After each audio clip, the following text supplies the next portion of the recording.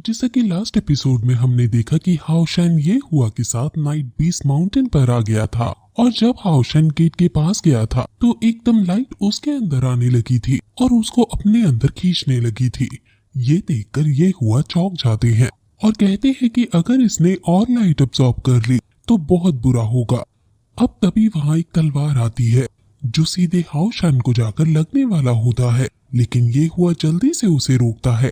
ये तलवार ये हुआ कि बचपन के क्लासमेट की तलवार है और वो अपने बेटे के साथ यहाँ आया है।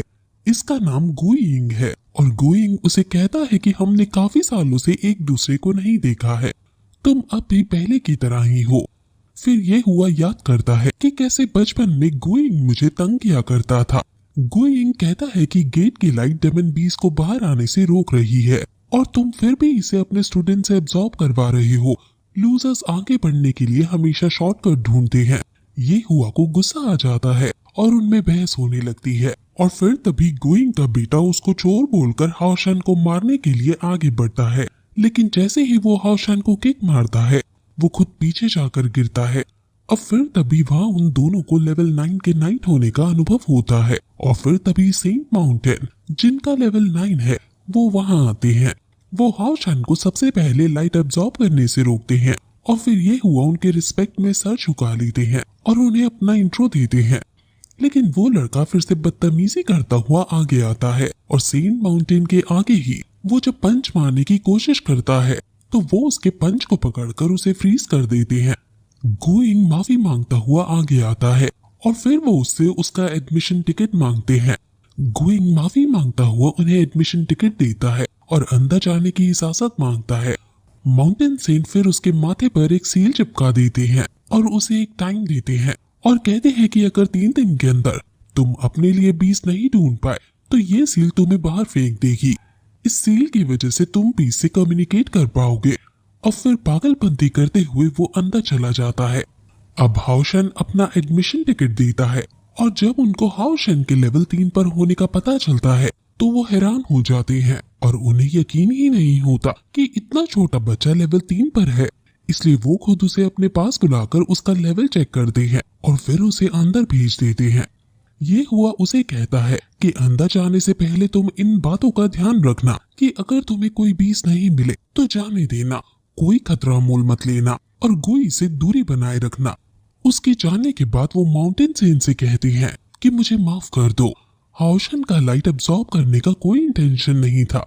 माउंटेन सेन कहता है कि मैं जानता हूँ ये बच्चा काफी जीनियस है, नाइट्स के इतिहास में कभी कोई इतनी सी उम्र में बीस्ट प्राप्त नहीं कर पाया है। तुम इसके इंस्ट्रक्टर हो, क्या तुम्हें नहीं लगता कि सिर्फ जल्दी सक्सेस पाने के लिए बहुत रिस्क भरा काम है। अब हाओशेन अंदर जाता है और वो समझ जाता है कि सन ऑफ लाइट होने की वजह से ये लाइट उसके अंदर जाने लगी थी। अब गेट से पार आने पर उसे बहुत सुंदर माउंटेन दिखाई देता है और वो एक्साइट होता हुआ आगे जाने लगता है। आगे बढ़ते हुए उसे हॉर्न रैबिट दिखाई देता है जो काफी क्यूट था और फिर वो फिर से अंदर जाने लगता है क्योंकि घने जंगल में ही उसे अपने लिए सूटेबल बीस्ट मिल पाएगा। वहीं हम गुई को देखते हैं जो जंगल को उजाड़ता हुआ आगे बढ़ रहा था और जो भी छोटा जानवर उसके रास्ते में आ रहा था वो उसे घायल करता हुआ जा रहा था। माउंटेन सेंट इन दोनों पर ही नजर बनाए हुए थे।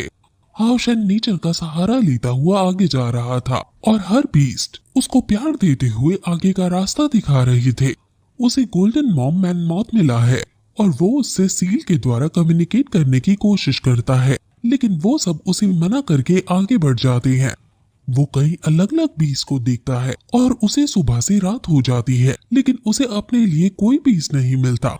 वहीं गुई वो अपने मजे के लिए छोटे छोटे बीस्ट को बेरहमी से मार रहा था और वो उसी रैबिट हॉर्न को भी घायल कर देता है।